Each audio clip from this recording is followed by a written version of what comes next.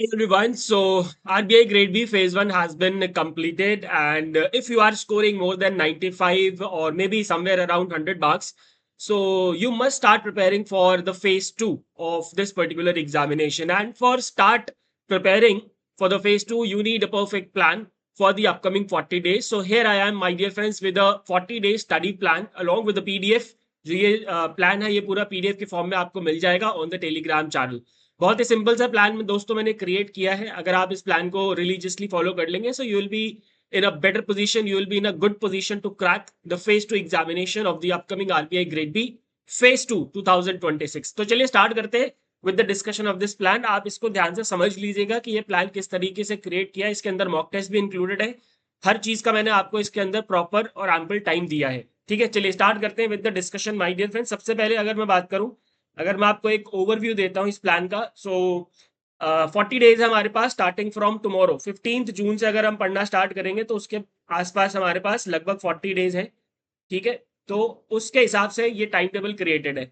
For the next 20 days you will be completing finance and management in the morning slot, and in the evening slot you will be doing current affairs and the answer writing practice. And yes, answer writing practice आपको अभी से start करनी पड़ेगी। Only then in the next 40 days you will be in a good position to write good answers. ठीक है, and उसके बाद 10 दिन आप करेंगे ईएसआई। हो सकता है आपको 10 ईएसआई में 10 दिन ना लगे, 5 दिन में भी हो जाए तो दैट वुड बी गुड। और इवनिंग स्लॉट में करंट अफेयर स्कीम्स और आंसर राइटिंग आपका चलता रहेगा। बाकी जो लास्ट के 10 डेज होंगे आप उसमें सिर्फ आंसर राइटिंग करेंगे, रिवीजन करेंगे करंट अफेयर्स और एनुअल सर्वेज एंड रिपोर्ट्स। ठीक है, तो मैं अब इस प्लान को आपके सामने डिटेल में प्रेजेंट करता हूं। सबसे पहले will be starting from 15 June, and yes the plan has been created in a way that it would cater to both working and non working aspirant. Working and non working दोनों के लिए ही ये plan है। ठीक है, working वालों को of course थोड़ा सा टाइमिंग में अपनी एडजस्ट करना पड़ेगा। So starting from tomorrow, that is 15 June, you will be first picking up finance, and in the next 10 days you will be completing finance revision. अगले 10 दिन में आप फाइनेंस रिवीजन कंप्लीट करेंगे अपना। And do remember you need not watch the videos की तरफ बिल्कुल भी नहीं जाना आपको, बिकॉज आपके पास इतना टाइम अब नहीं है कि अब आप वीडियोस से रिवीजन करें या फिर वीडियोस से पढ़ाई करें। पीडीएफ उठाइए और पढ़ना स्टार्ट करिए। ठीक है, उसके बाद from 25 of June you will be starting management revision, and for the next 10 days you will be completing management as well. अगले 10 दिन में यानी कि 4 जुलाई तक आपका जो मैनेजमेंट है वो भी कंप्लीट हो जाएगा।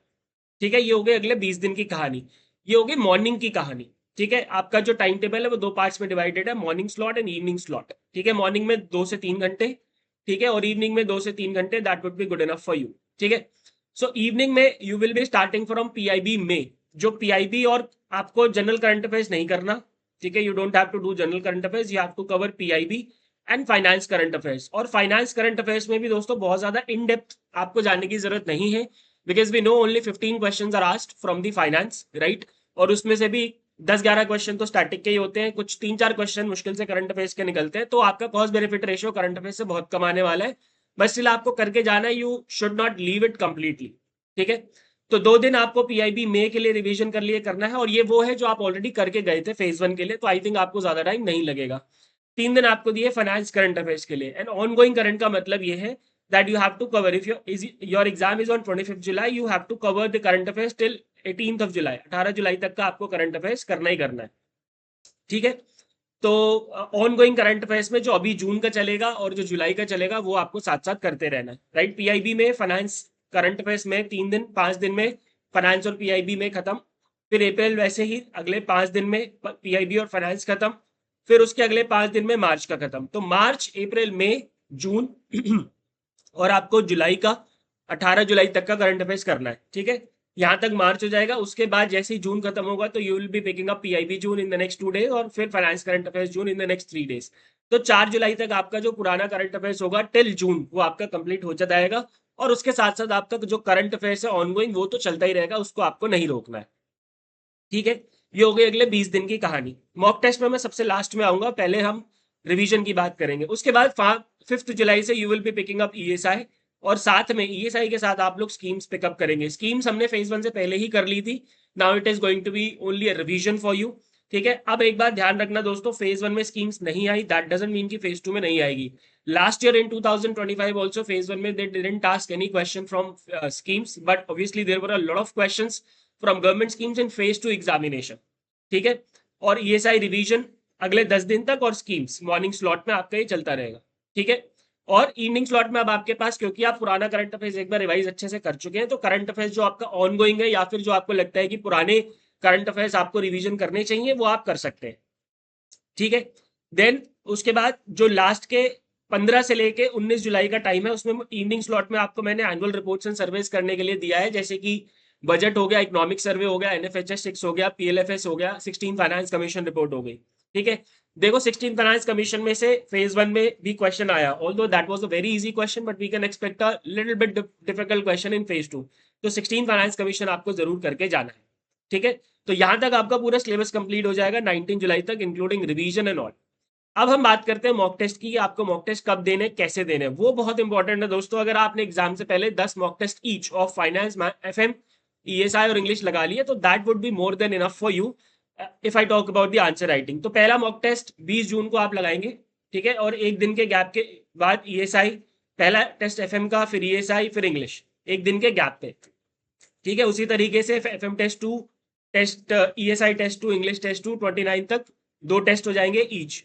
फिर 2 जुलाई को टेस्ट 3 एफएम का, 4th को टेस्ट 3 ईएसआई का, फिर 6 जुलाई को इंग्लिश टेस्ट 3। यहां तक हमने एक दिन के गैप पे रखा है। इसके बाद हम लगातार स्टार्ट करेंगे टेस्ट अटेंड करना, because descriptive writing my dear friends is all about the practice, it is all about the practice. FM test 4, ESI test 4, English test 4, फिर एक दिन का गैप मिला टेस्ट 5, टेस्ट 5, टेस्ट 5, फिर उसके बाद एक दिन का गैप मिला test 6 and test 6 and test 6। तो यहां तक आपके 18 जुलाई तक 6 टेस्ट कंप्लीट हो जाएंगे।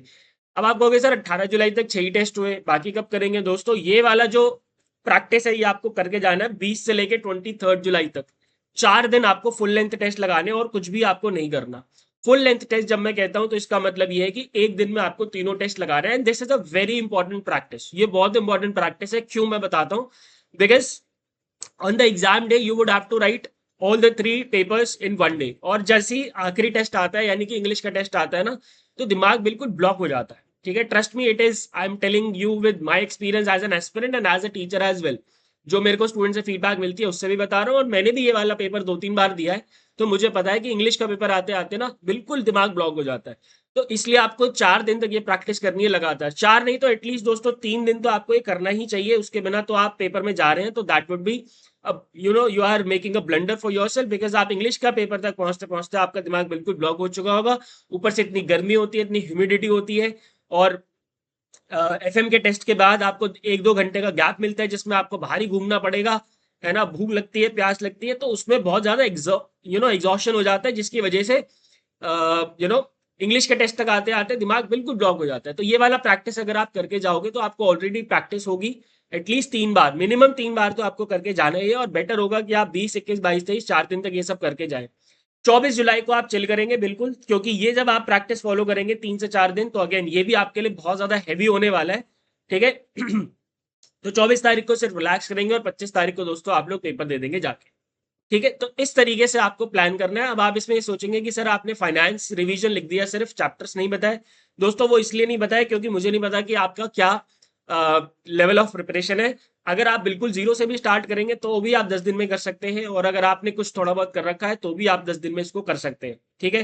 ध्यान रखेंगे फाइनेंस में बहुत ज्यादा डिटेल में जाने की आप लोगों को जरूरत नहीं है।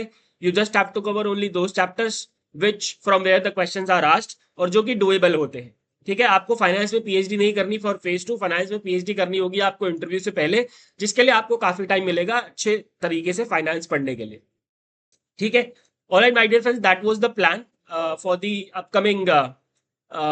Upcoming phase 2 examination. अब अगला सवाल ये भी है कि हम सर ये सब कैसे करेंगे, तो दोस्तों उसके लिए एक फेज 2 का हमने एक छोटा सा कोर्स लॉन्च किया है। ये सारी चीजें आपको वहां पे मिल जाएंगी, इंक्लूडिंग ईएसआई, फाइनेंस मैनेजमेंट का आपको पीडीएफ मिल जाएंगी, चैप्टर वाइज कॉम्प्रिहेंसिव पीडीएफ मिल जाएगी, जहां से आप रिवीजन कर सकते हैं, नंबर 1।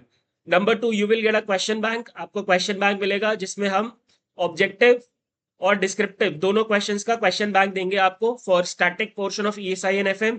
आपको क्वेश्चन बैंक में करंट अफेयर्स का क्वेश्चन बैंक मिलेगा, ठीक है। You will get concise current affairs PDF, ताकि आप लास्ट क्विक रिवीजन कर सकें।